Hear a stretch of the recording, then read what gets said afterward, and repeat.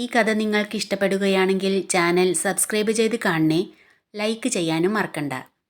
കുഞ്ഞൊന്നും കഴിക്കാതെ പോയി. രാവിലെ ഒന്നും കഴിച്ചിട്ടില്ല. നിനക്കൊന്നും മിണ്ടാതിരുന്ന് കഴിക്കായിരുന്നില്ലേ രവി?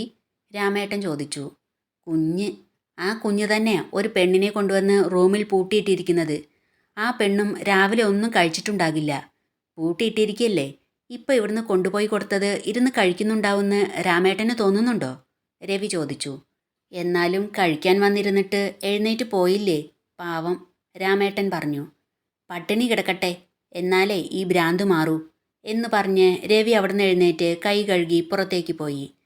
രാജീവ് വീട്ടിൽ വന്ന് ഭക്ഷണം കഴിച്ചു കഴിഞ്ഞ് പെട്ടെന്ന് ഇറങ്ങുന്നത് കണ്ട് സുമിത്ര ചോദിച്ചു. എന്താ മോനെ ഇന്ന് നേരത്തെ പോകുന്നത്? ഒന്നുമില്ല അമ്മേ, എനിക്ക് മറ്റൊരിടത്ത് പോകാനുണ്ട്, ഞാൻ ഇറങ്ങുക എന്ന് പറഞ്ഞ് രാജീവ് അവിടെ നിന്ന് ഇറങ്ങി.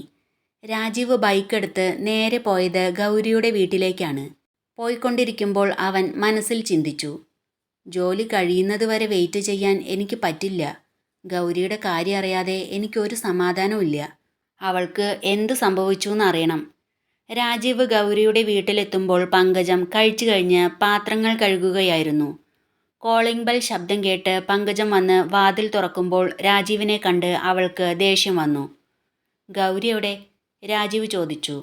അവളിവിടെ ഇല്ല, പങ്കജം പറഞ്ഞു. എവിടെ പോയി? ഇന്ന് ഓഫീസിലേക്ക് വന്നിട്ടില്ല, രാജീവ് പറഞ്ഞു. ചേച്ചിയുടെ കല്യാണമായിരുന്നു ഇന്ന്.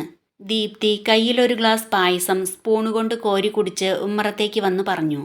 കയറി പോടി അകത്ത്, നിന്നോട് ആരെങ്കിലും ചോദിച്ചോ എന്ന് ചോദിച്ച് പങ്കജം അവൾക്ക് നേരെ ഒച്ചയെടുത്തു. അവൾ പേടിച്ച് അകത്തേക്കോടി.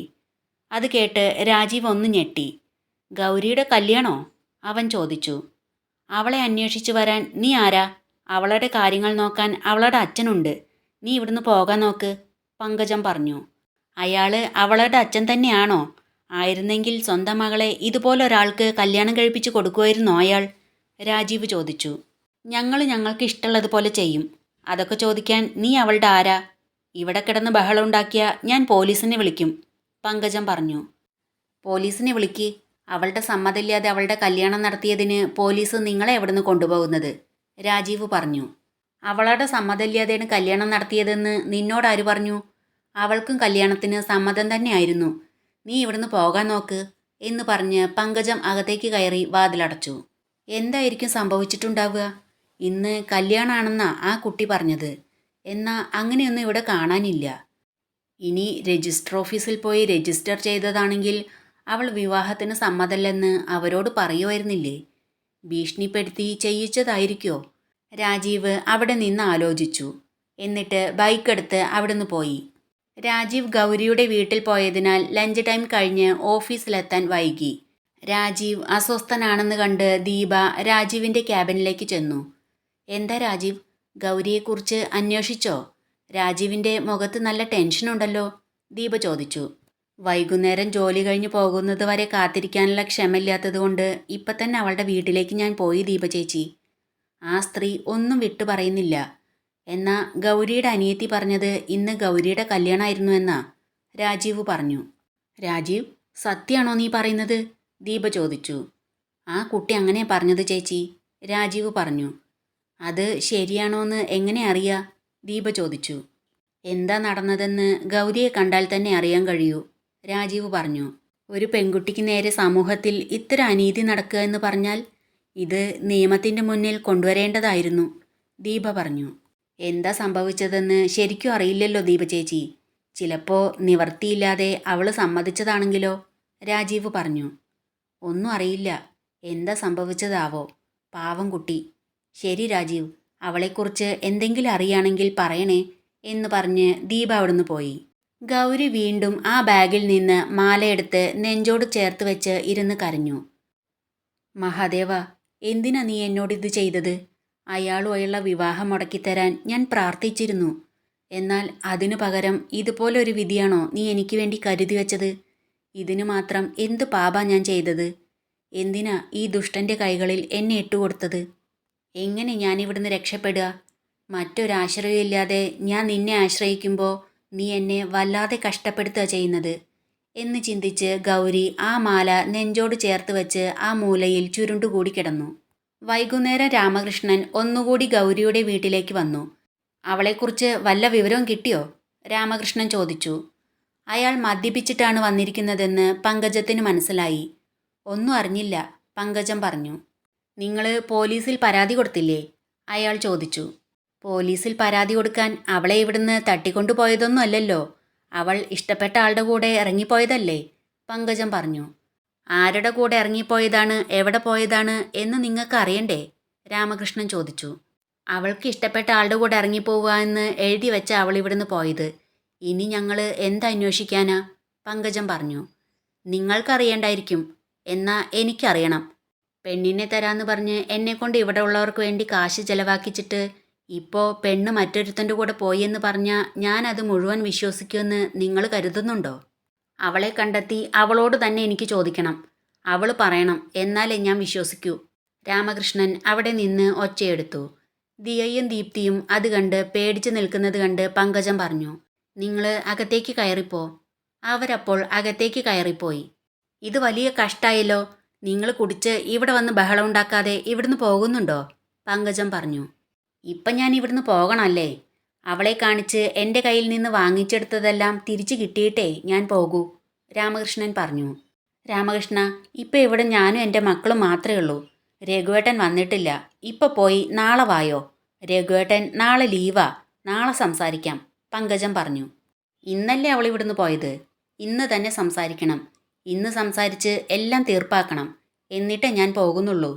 എന്നെക്കുറിച്ച് നിങ്ങൾ എന്താ വിചാരിച്ചത്? ഞാൻ ഒന്നിനും കൊള്ളാത്ത ഒരു കിഴങ്ങനാണെന്ന് വിചാരിച്ചോ? രാമകൃഷ്ണൻ പറഞ്ഞു. ആ സമയത്ത് രാഘവൻ ജോലി കഴിഞ്ഞ് വരുന്നുണ്ടായിരുന്നു. രാഘവനെ കണ്ട് രാമകൃഷ്ണൻ പറഞ്ഞു. ആ, വരുന്നുണ്ടല്ലോ, പെണ്ണിനെ തരാന്ന് പറഞ്ഞ് പറ്റിച്ച മഹാൻ. രാമകൃഷ്ണ, എന്താ ഇത് ഇവിടെ വന്ന് ബഹളം ഉണ്ടാക്കുന്നത്? ഞങ്ങൾക്ക് അവളെ നിനക്ക് കല്യാണം കഴിപ്പിച്ച് തരുന്നതിൽ ഇഷ്ടം തന്നെ ആയിരുന്നില്ലേ? എന്നാ അവൾ മറ്റൊരുത്തൻ്റെ കൂടെ പോയതിൽ ഞങ്ങൾ എന്ത് ചെയ്യാനാ? രാഘവൻ പറഞ്ഞു. മക്കളെ വളർത്തുമ്പോൾ മാന്യമര്യാദയ്ക്ക് വളർത്തണം. കണ്ടവൻ്റെ കൂടെ അഴിഞ്ഞാടൻ വിട്ടല്ല വളർത്തേണ്ടത്. അവളെ അന്വേഷിച്ച് ഓഫീസിൽ ചെന്നാൽ ചോദിക്കാൻ വരുന്നത് അവിടുത്തെ ആണുങ്ങളായിരുന്നു. നിങ്ങളോടത് ഞാൻ പറഞ്ഞതല്ലേ? എന്നിട്ടും അവളെ ജോലിക്ക് വിടേണ്ട കാര്യമുണ്ടായിരുന്നോ? രാമകൃഷ്ണൻ ചോദിച്ചു. രാമകൃഷ്ണ, തെറ്റു പറ്റിപ്പോയി. ഇനിയിപ്പോൾ അതിനെക്കുറിച്ച് പറഞ്ഞിട്ട് എന്താ കാര്യം? രാഘവൻ ചോദിച്ചു. പറഞ്ഞിട്ട് നിങ്ങൾക്ക് കാര്യമുണ്ടാകില്ല. എന്നാൽ ഞാൻ ചെലവാക്കിയ കാശ് എനിക്ക് കിട്ടണം, രാമകൃഷ്ണൻ പറഞ്ഞു. ഞങ്ങൾ പറഞ്ഞിട്ടാണോ നീ കാശ് ചെലവാക്കിയത്? ഒരു കിളുന്ത് പെണ്ണിനെ കണ്ടപ്പോൾ നീ നിന്റെ പ്രായം മറന്ന് ഓരോന്ന് ചെയ്തു കൂട്ടിയിട്ട് ഇവിടെ വന്ന് ബഹളം വെച്ചിട്ട് കാര്യമില്ല. മര്യാദയ്ക്ക് ഇവിടുന്ന് പോയില്ലെങ്കിൽ ഞങ്ങൾ പോലീസിനെ വിളിക്കും, പങ്കജം പറഞ്ഞു. വിളിക്ക് പോലീസിനെ. എനിക്ക് അവരോട് നിങ്ങളെക്കുറിച്ച് പറയാനുണ്ട്. എനിക്ക് നിങ്ങളെ നല്ല സംശയമുണ്ട്. ഞാൻ കാശ് തരാമെന്ന് പറഞ്ഞതുകൊണ്ടല്ലേ ആ കിളുന്ത് പെണ്ണിനെ എനിക്ക് തരാൻ നിങ്ങൾ തയ്യാറായത്? ഇപ്പോൾ എന്നേക്കാൾ കൂടുതൽ കാശ് മറ്റാരോ തരാമെന്ന് പറഞ്ഞപ്പോൾ നിങ്ങൾ അവർക്ക് അവളെ കൊടുത്തതല്ലേ? രാമകൃഷ്ണൻ ചോദിച്ചു. രാമകൃഷ്ണ, ഇപ്പം ഇവിടെ നിന്ന് ബഹളം ഉണ്ടാക്കാതെ നീ പോ. നാളെ രാവിലെ നമുക്ക് സംസാരിക്കാം. അപ്പം എന്താ വേണ്ടതെന്ന് വെച്ചാൽ ചെയ്യാം, രാഘവൻ പറഞ്ഞു. ഇപ്പം ഞാൻ പോകാം. എന്നാ നിങ്ങളെ വെറുതെ വിടുമെന്ന് കരുതണ്ട എന്ന് പറഞ്ഞ് രാമകൃഷ്ണൻ അവിടുന്ന് പോയി. ഹോ, വല്ലാതെ പേടിച്ചു പോയി അവൻ ഇവിടെ നിന്ന് ബഹളം ഉണ്ടാക്കിയപ്പോൾ, പങ്കജം പറഞ്ഞു. വല്ലാതെ ആശ്വസിക്കണ്ട. തൽക്കാലം അവൻ പോയെന്നേ ഉള്ളൂ. അവൻ ഇനിയും വരും എന്ന് പറഞ്ഞ് രാഘവൻ അകത്തേക്ക് കയറിപ്പോയി. ദേവൻ ഓഫീസിൽ നിന്ന് വന്ന ശേഷം കുളിച്ച് ഡ്രസ് മാറി ഗൗരിക്ക് കഴിക്കാനുള്ളത് ഒരു പ്ലേറ്റിലെടുത്ത് കയ്യിൽ ഒരു ബാഗും പിടിച്ച് സ്റ്റോർ റൂമിൻ്റെ ഡോർ തുറന്നു. അതിനുള്ളിൽ നല്ല ഇരുട്ടായിരുന്നു. ലൈറ്റിൻ്റെ സ്വിച്ച് ഓൺ ചെയ്ത് നോക്കുമ്പോൾ ഗൗരി ഒരു മൂലയിൽ ചുരുണ്ടുകൂടി കിടക്കുകയായിരുന്നു. ഉച്ചയ്ക്ക് കൊണ്ടുപോയി വെച്ച ചോറ് പ്ലേറ്റിൽ അതുപോലെ തന്നെ ഇരിക്കുന്നുണ്ടായിരുന്നു. ജഗ്ഗിലെ വെള്ളവും കുടിച്ചിട്ടില്ല. ദേവൻ കയ്യിലുണ്ടായിരുന്ന ബാഗും പ്ലേറ്റും അവിടെയുള്ള ഒരു ടേബിളിന് മുകളിൽ വെച്ച് അവളുടെ അടുത്ത് ചെന്നിരുന്ന് വിളിച്ചു. ഡി, എഴുന്നേൽക്കടി. ഗൗരി, എഴുന്നേൽക്ക്. കരഞ്ഞ അവശയായതിനാലും ഭക്ഷണം കഴിക്കാത്തതിനാലുമുള്ള ക്ഷീണം കൊണ്ട് അവൻ വിളിച്ചിട്ട് പോലും അവൾ ഉണർന്നില്ല. ദേഷ്യം വന്ന് അവൻ ജഗ്ഗിലെ വെള്ളമെടുത്ത് അവളുടെ തലയിലൂടെ ഒഴിച്ചു. ദേഹത്ത് വെള്ളം വീണപ്പോൾ അവൾ ചാടി എഴുന്നേറ്റു. അവളുടെ കയ്യിലുണ്ടായിരുന്ന മാല അവൻ കാണാതിരിക്കാൻ അവൾ മറച്ചു പിടിച്ചു. എന്തുറക്കാടി ഇത്? അവൻ ചോദിച്ചു. അവൻ അടുത്ത് വന്നിരിക്കുന്നത് കണ്ട് പേടിച്ച് അവൾ മൂലയിലേക്ക് ഒന്നുകൂടി ഒതുങ്ങിക്കൂടി. അവളുടെ കണ്ണിൽ നിന്ന് കണ്ണുനീർ ഒഴുകി വരുന്നത് കണ്ട് ദേവൻ ചോദിച്ചു. ഇതിനു മാത്രമുള്ള കണ്ണുനീര് നീ എവിടെയാടി സൂക്ഷിച്ചു വച്ചിരിക്കുന്നത്? അവൾ ഒന്നും മിണ്ടാതെ തല താഴ്ത്തി കണ്ണുകളടച്ച് ഇരുന്ന് കരഞ്ഞു. അവളെ നോക്കി ഒന്ന് പുഞ്ചിരിച്ച് ദേവൻ ചോദിച്ചു, ഉച്ചയ്ക്കുണ്ടായിരുന്ന നിന്റെ വീറും വാശിയൊക്കെ എവിടെ പോയി? അതിനും അവൾ മറുപടിയൊന്നും പറഞ്ഞില്ല. ദേവൻ ടേബിളിന് മുകളിൽ നിന്ന് പ്ലേറ്റ് എടുത്ത് അവളുടെ നേരെ നീട്ടിക്കൊണ്ട് പറഞ്ഞു, ഇത് കഴിക്ക്. ഒന്നും കഴിക്കാതെ പട്ടിണി കിടന്ന് ക്ഷീണിച്ചിങ്ങനെ ഇരിക്കുന്നത് കാണുമ്പോൾ ഒരു രസം തോന്നുന്നില്ല. ഞാൻ പറയുന്നതിന് ഒപ്പം തിരിച്ച് നീ മറുപടി പറയുമ്പോഴാ എനിക്ക് നിന്നോടുള്ള വാശി കൂടുന്നത്. അവൾ അത് വാങ്ങാതെ ദേഷ്യത്തോടെ മുഖം വെട്ടിച്ചു. അത് കണ്ട് ദേഷ്യം വന്ന് അവൻ പറഞ്ഞു, വാങ്ങിക്കടി ഇത്. അപ്പോഴും അവൾ അത് വാങ്ങിക്കാതെ ദേഷ്യത്തോടെ ഇരിക്കുന്നത് കണ്ട് ദേവൻ അവളുടെ അടുത്തേക്കായി ഒന്നുകൂടി നീങ്ങിയിരുന്നു. എന്നിട്ട് അവളുടെ കവിളിൽ ഒന്ന് തലോടി. അപ്പോൾ ദേഷ്യത്തോടെ അവൻ്റെ കൈ അവൾ തട്ടിമാറ്റി. എന്നാൽ ബലമായി അവൻ അവളുടെ മുഖം അവനു നേരെ പിടിച്ചു തിരിച്ചു. കരഞ്ഞു വാടിത്തളർന്ന അവളുടെ കണ്ണുകളിലേക്ക് നോക്കി സ്നേഹത്തോടെ അവൻ പറഞ്ഞു, ഇങ്ങനെ ഒന്നും കഴിക്കാതിരുന്നാലെങ്ങനെയാ? ഇന്ന് നമ്മുടെ കല്യാണം കഴിഞ്ഞ് ആദ്യ ദിവസല്ലേ? First night.